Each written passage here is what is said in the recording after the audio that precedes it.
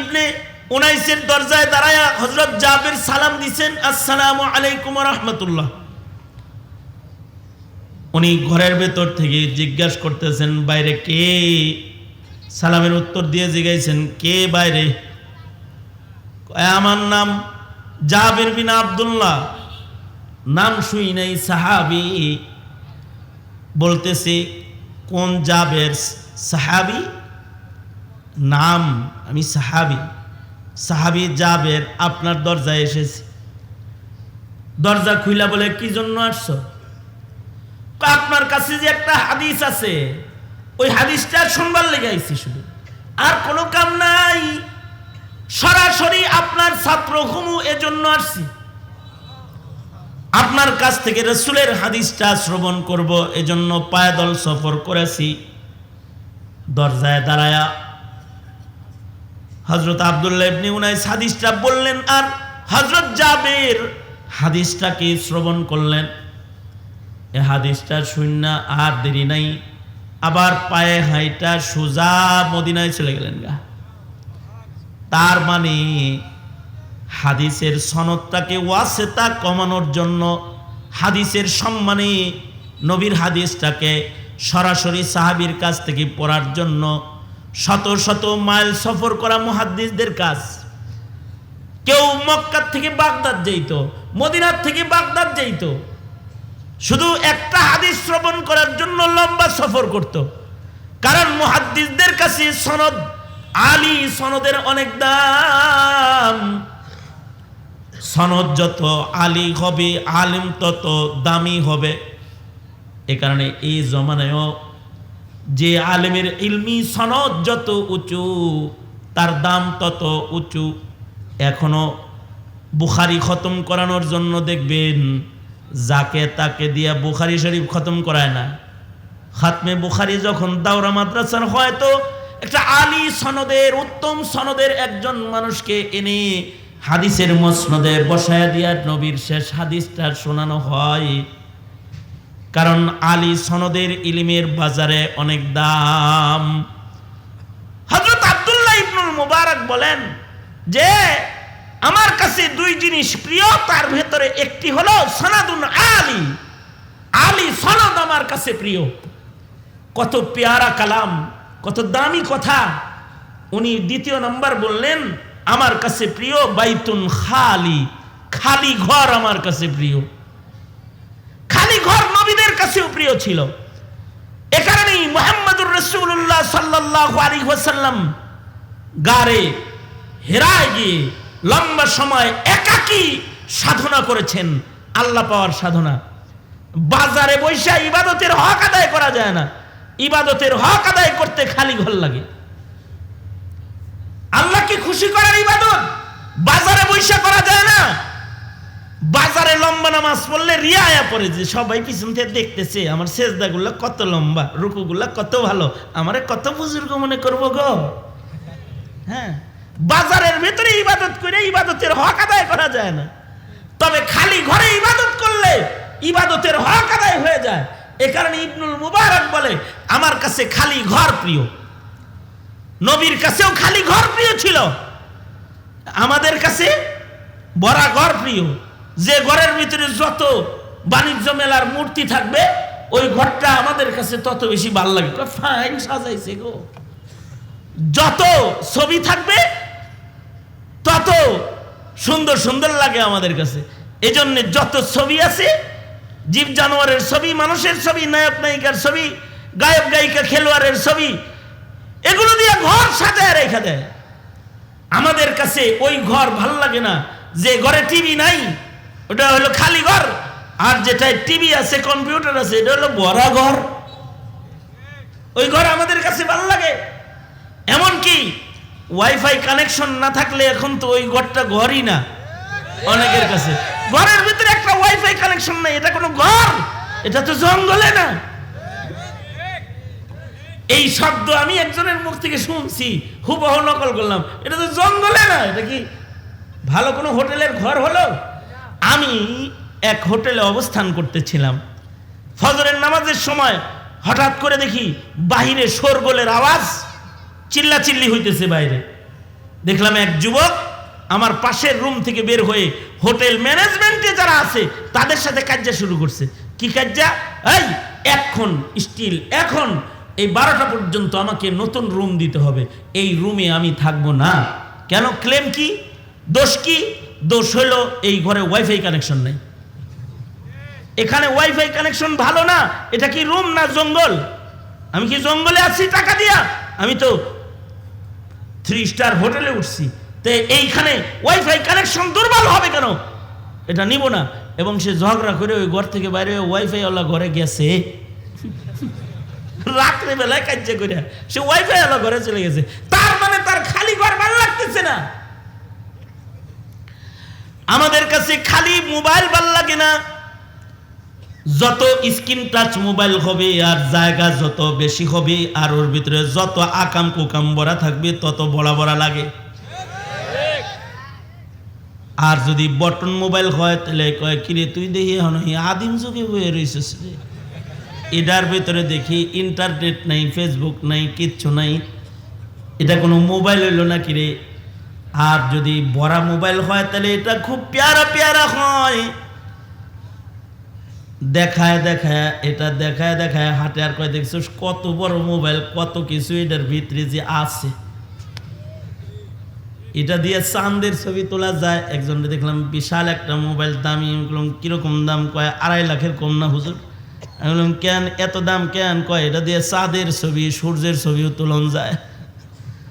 তার মানে যত ভরা মোবাইল হয় তত বেশি দামি দামি লাগতেছে, যত ভরা ঘর হয় তত ভালো ভালো লাগে। কিন্তু আব্দুল্লাহ ইবনুল মুবারক, ওনার কাছে খালি ঘর পছন্দের ছিল, খালি ঘরে থাকতে উনি ভালোবাসতেন। ছাত্ররা ওনাকে জিজ্ঞাসা করে, ইবনুল মুবারক খালি ঘরে থাকতে কি আপনার বৈরি লাগে না নাকি? খালি ঘরে থাকতে কি আপনার খারাপ লাগে না? ইবনুল মুবারক বলে, যতক্ষণ আমি খালি ঘরে থাকি ততক্ষণ আমার সময়টা সবচেয়ে উত্তম সময় কাটে। কারণ হলো যখন আমি খালি ঘরে থাকি তখন আমি কখনো আল্লাহর সাথে কথা বলি, কখনো নবীর সাথে কথা বলি, কখনো আল্লাহর সাথে দেখা করি, কখনো নবীর সাথে দেখা হয়, কখনো সাহাবায়ে কেরামের বাজারের ভেতরে বসে বসে সাহাবীদের সাথে গল্প হয়। বলো না যে সময়টা আল্লাহর সাথে কাটলো, যে সময়টা নবীর সাথে কাটলো, যে সময়টা সাহাবীদের বাজারের ভেতরে কাটলো, তার চাইতে উত্তম সময় কি আর হয়? এর চাইতে ভালো সময় কি আর হয়?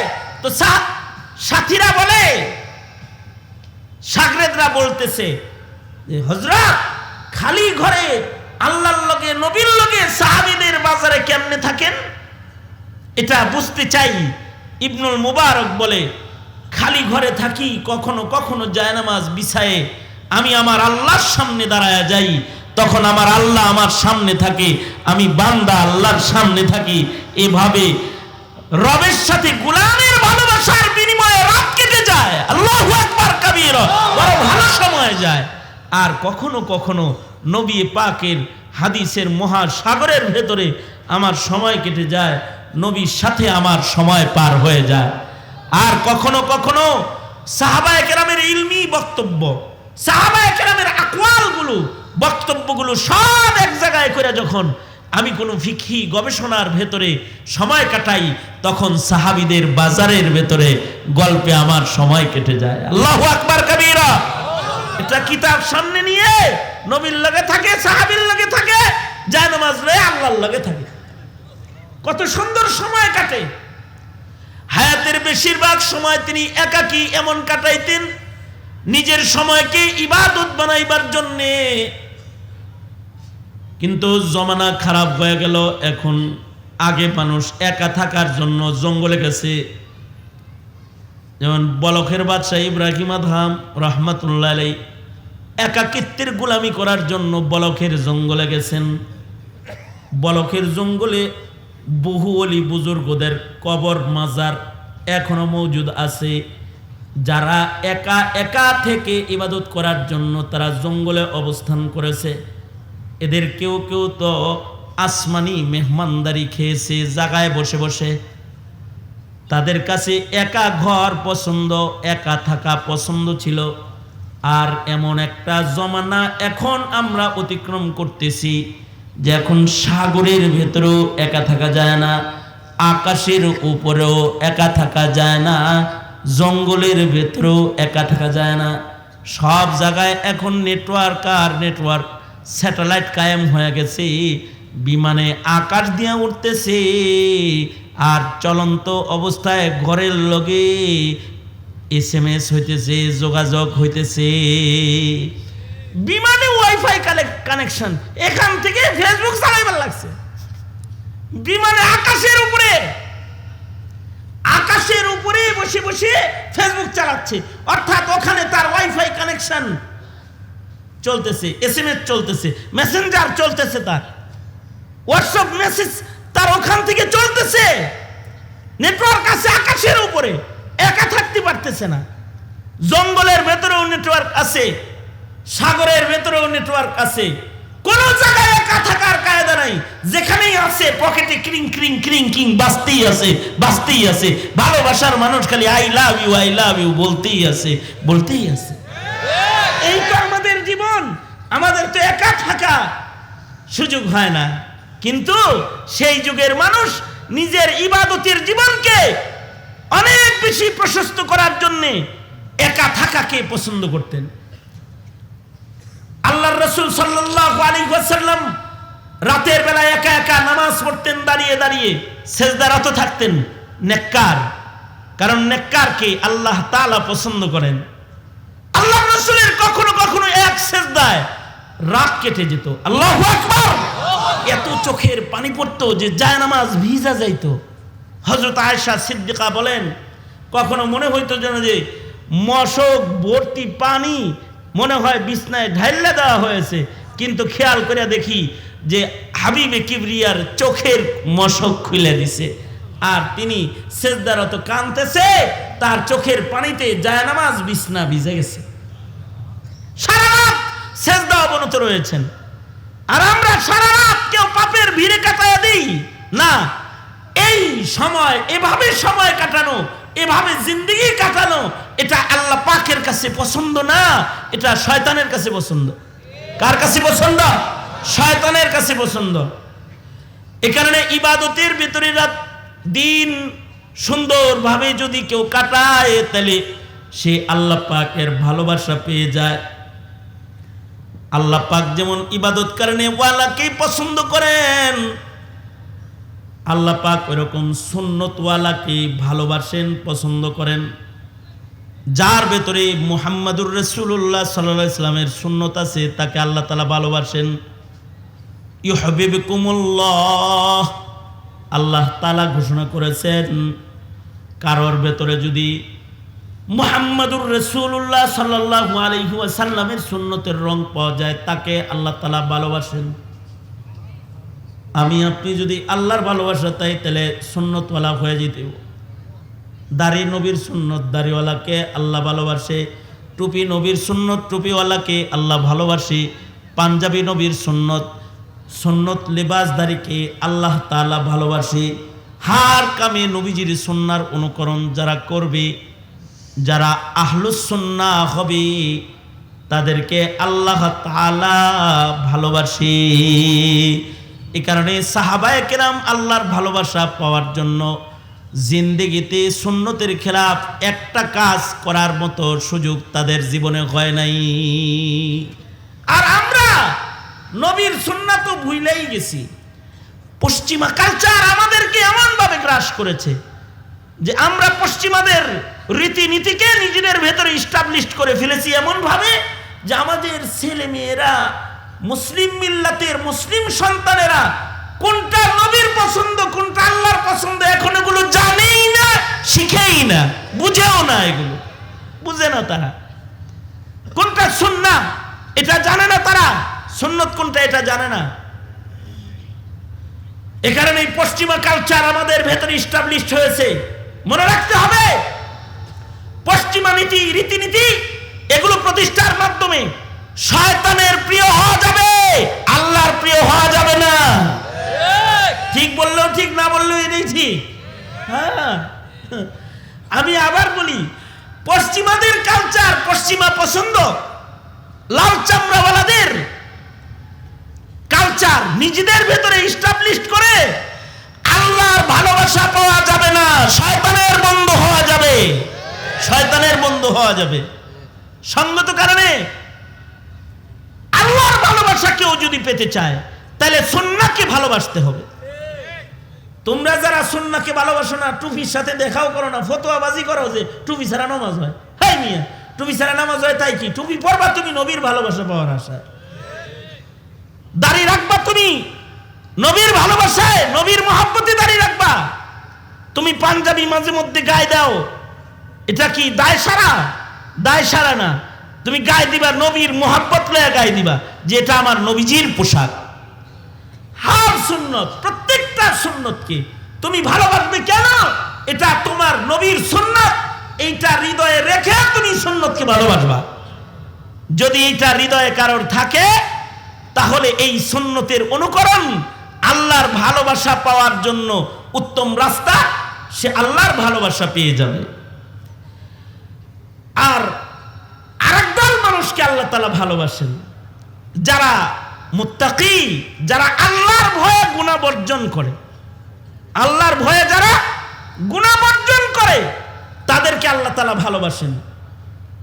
ইন্নাল্লাহা ইউহিব্বুল মুত্তাকিন, মুত্তাকিদেরকে আল্লাহ তাআলা ভালোবাসেন। যারা পাপ করে নির্দ্বিধায় নির্ভয়ে, তারা শয়তানের ভালোবাসার লোক, তারা আল্লাহর ভালোবাসা পায় না। যারা পাপ করে নির্দ্বিধায় নির্ভয়ে, নির্ভয়ে পাপ কার্য যারা সম্পাদনকারী, তারা শয়তানের বন্ধু, তারা আল্লাহর ভালোবাসা বঞ্চিত। আর যারা পাপ ছাড়ে আল্লাহর ভয়ে, পাপ বর্জন করে আল্লাহর ভয়ে, তারা আল্লাহর মাহবুব, আল্লাহ পাকের মাহবুব। সুতরাং পাপ বর্জনকারী হতে হবে, সুন্নতওয়ালা হইতে হবে, নেককার হইতে হবে, নেককার হইতে হবে। মনে মনে আমার এত সময়ের আলোচনা যারা শুনলেন, আপনারা মনে মনে ভাবতে পারেন, হায় রে, সারা জীবন ইমাম আবু ইউসুফ 200 রাকাত নফল নামাজ পড়েছে আর আমি ফরজ নামাজ পড়ি নাই। হায় রে, সারা জনম ইমামে আবু হানিফা এশার ওযু দিয়ে 40 বছর ফজর পড়েছে, 2 রাকাত 1 রাকাত নামাজে আল্লাহর কোরআন খতম করেছে, আমি জীবনে কোরআন ধরে দেখি নাই। ভাবতে পারেন আগের জমানার বুজুর্গরা দীর্ঘদিন লাগাতার, সাইদ ইবনে মুসাইয়িব 40 বছর পর্যন্ত তাকবীরে উলা শুধু নয়, আজানের আগে মসজিদে প্রবেশ করেছে, আজান দেওয়ার আগে মসজিদের ভেতরে প্রবেশ করেছে। ইমামে আজম আবু হানিফা রাহমাতুল্লাহি আলাইহি 55 বার শুধু হজ্জে বাইতুল্লাহ করেছে, 55 বার হজ্জে বাইতুল্লাহ করেছে। সাহাবায়ে কেরাম সারা জিন্দেগি নবীর সুন্নাহ অনুকরণ করেছে। আর ইবাদত বন্দিগির ভেতরে নিজের দিন আর রাতকে তাকসিম করে রাত আর দিনের সময় তারা কাটায়েছে। মনে মনে ভাবতে পারেন, হায় রে, তাহলে তো আমি কম বক্ত কমি না। 40 বছরের ভেতরে ফরজ নামাজি পড়ি নাই, 40 বছরের ভেতরে সুন্নতের অনুকরণ করি নাই, আমি আমার দিন আর রাতকে কোরআন তেলাওয়াত ইবাদতে কাটাই নাই, তাহলে আমি তো ধিকৃত হয়ে গেছি না। একটা অভয় বাণী দেওয়ার জন্য আমি আপনাদের সামনে আয়াত হাদিস পড়েছি। ওই সকল গুনাহগার বান্দাগুলাকেও আল্লাহ তাআলা ভালোবাসে, যে গুনাহগার বান্দাগুলা গুনাহের অনুশোচনা নিয়ে তওবা করে আর আল্লাহকে বলে, ওগো আল্লাহ, আমি 60 বছর জিন্দেগি বরবাদ করেছি, 55 বছর 40 বছর আমি আমার হায়াতটাকে বরবাদ করে ফেলেছি। আমি এখন বুঝতে পেরেছি যে কাজটা আমার দ্বারা ঠিক হয় নাই, আমি ইবাদত বন্দি করি নাই, আমি সুন্নাহ মানি নাই, আমি আমার মন চাই জীবন যাপন করেছি 40 বছর।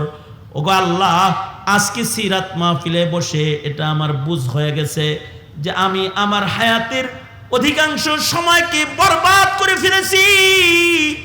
এমন একটা বুঝ যদি কোনো বান্দার আজকের এই সময়ে এসে যায়, আর সে যদি আল্লাহর কাছে শুধু ব্যথাতুর হৃদয় নিয়া, আফসোস নিয়া, দিল ভরা ভয় লইয়া যদি তার মুখ দিয়ে সে এটা উচ্চারণ করে, আস্তাগফিরুল্লাহ রাব্বি মিন কুল্লি যামবি ওয়া আতুবু ইলাইহি, আস্তাগফিরুল্লাহাল্লাযী লা ইলাহা ইল্লা হুয়াল হাইয়ুল কাইয়্যুম ওয়া আতুবু ইলাইহি, যদি তারা তাদের মুখে ইস্তিগফার উচ্চারণ করে আর যদি তারা তওবা করে, ওগো আল্লাহ আমি আমার পিছনের জিন্দেগির 60 বছর 70 বছর 30 বছর 40 বছর সময় যা নষ্ট করেছি, আজকে উলামাদের সম্মেলনে, সিরাত সম্মেলনে আলেমদের সামনে বসে আমি তওবা করছি।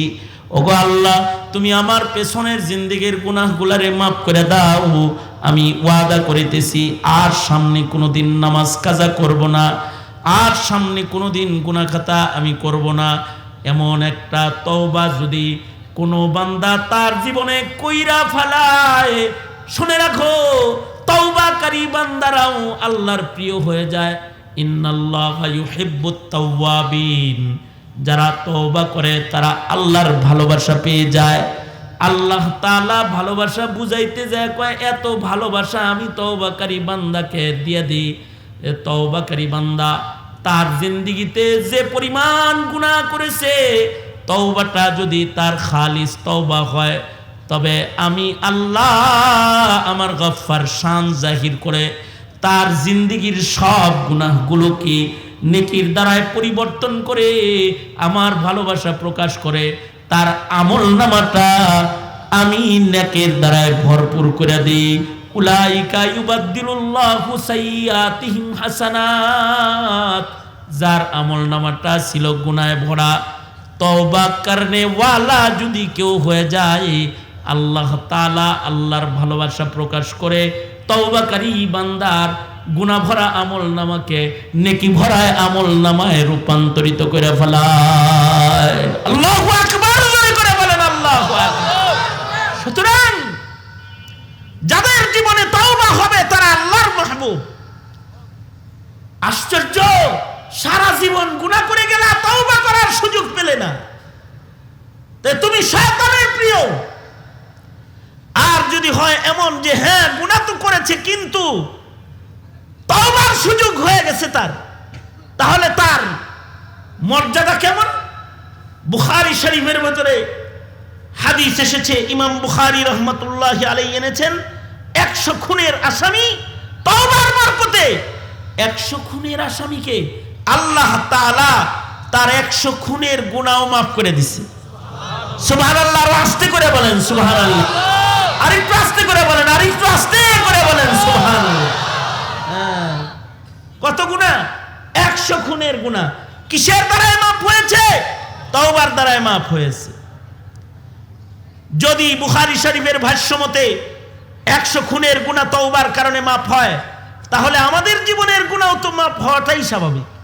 কি কি মাফ হওয়া স্বাভাবিক না? তাহলে তওবার মাধ্যমে আল্লাহর পছন্দের বান্দা হওয়ার প্রস্তুতিটা তো নেওয়া যায়। এখানে যে সকল যুবকেরা আছো যারা 25 বছর বয়স হয়ে গেছে নামাজ পড়ো না, তোমার 40 বছর বয়স হয়ে গেছে দাড়ি শেভ করো, 60 বছরের বুড়া এখনো উল্টা মারেন, উল্টা উল্টা যে এখন উল্টা মার উল্টা মার উল্টা মারেন। তওবা করেন। যদি তওবা কেউ করে না, তাহলে তওবাকারী বান্দা আল্লাহর এতটাই মাহবুব, এতটাই প্রিয় যে তওবাকারী বান্দাকে আল্লাহ তাআলা তার জিন্দেগীর সকল কৃত গুনাহকে নেকির দ্বারায় পাল্টা আমলনামায় উঠায় দেয়। আল্লাহু আকবার, জোরে করে বলেন।